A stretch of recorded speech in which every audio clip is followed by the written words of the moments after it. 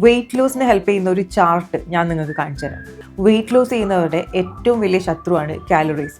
0 calorie food item എന്ന് പറഞ്ഞാൽ ആകെ വെള്ളം മാത്രമേ ഉള്ളൂ. പക്ഷേ കലോറിയുടെ അളവ് വളരെ കുറഞ്ഞ കുറച്ച് ഫുഡ് ഐറ്റംസ് നമുക്കൊന്ന് നോക്കാം.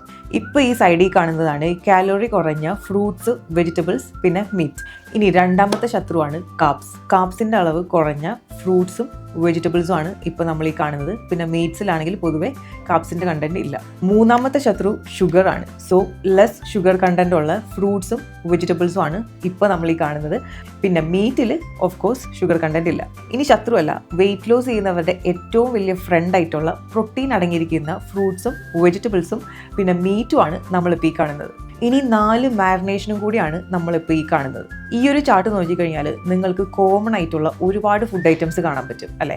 സോ ഈ ഒരു ചാർട്ട് ഫോളോ ചെയ്ത് നിങ്ങൾ നിങ്ങളുടെ ഡയറ്റ് കൊണ്ടുപോവുകയാണെങ്കിൽ നിങ്ങളുടെ വെയിറ്റ് ലോസിന് ഈ ഒരു ചാർട്ട് ഒരുപാട് ഹെൽപ്പ് ചെയ്യും.